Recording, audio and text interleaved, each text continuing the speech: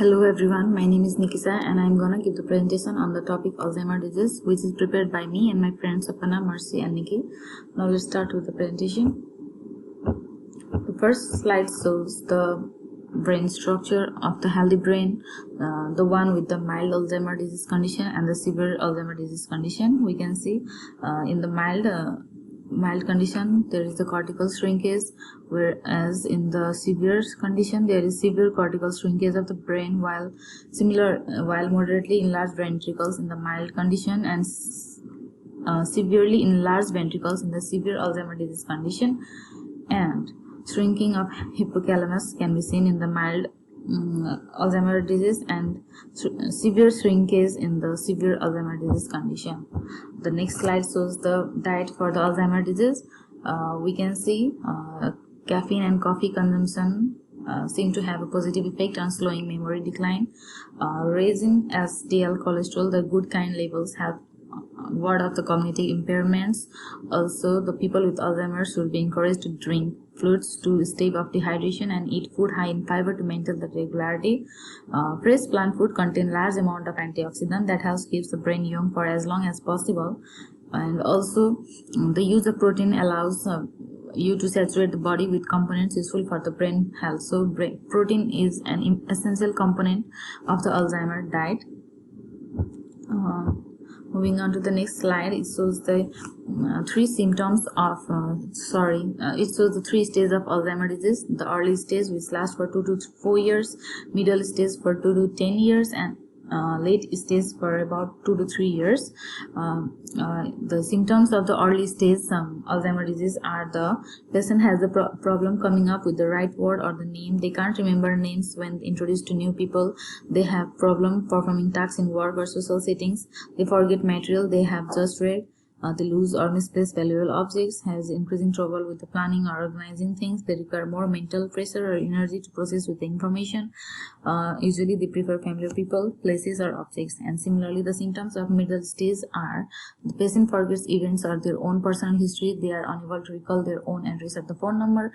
They need help choosing proper clothing. They are confused about what day it is or what they are doing right now. They have trouble controlling the bladder and the bowels. They develop changes in sleep patterns and appetite. They wander and become lost. Also, they exhibit personality or behavior changes, including the suspiciousness and delusions or compulsive repetitive behavior like hand wringing or the tissue shredding. And the symptoms of late stage Alzheimer's disease is the patient needs round-the-clock assistance with daily activities and personal care. They no longer recognize their family members. They lose awareness of recent experience and of their own surroundings. They have increased difficulty communicating. They experience changes in the physical activity, including the ability to walk, sit, and eventually swallow.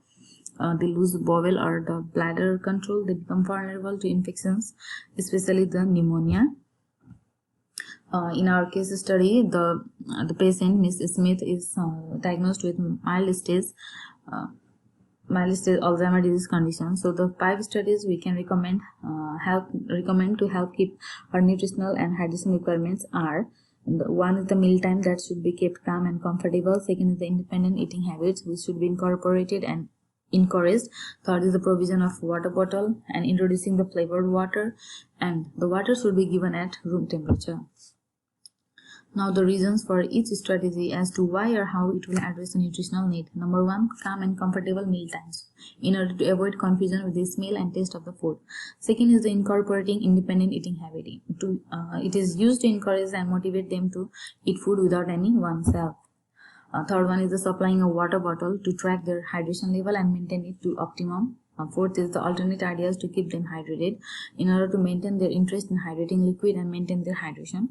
And the last one is the serving water at room temperature in order to avoid the temperature shock. Now the customer service strategies we could use for this case is: number 1, service. When we compare with the given case, we can see that serving the customer here is especially important, as they might be in a certain kind of health condition like Alzheimer's, where help is very much needed. The important part of caring for patients with Alzheimer's is making them have the required nutrients and keep them hydrated. Second is the attitude. How the caregiver or the staff behaves with the patient is very important.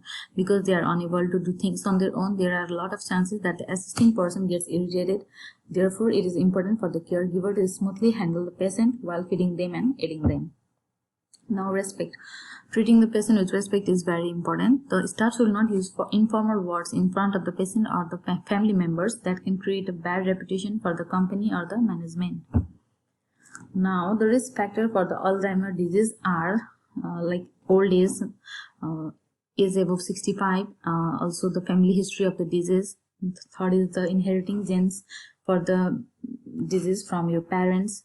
Other one is the existing mild cognitive impairment. The other is the Down syndrome, which is one of the risk factors for Alzheimer's disease.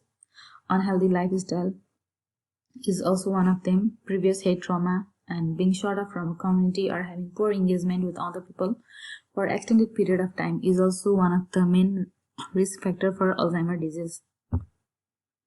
Thank you.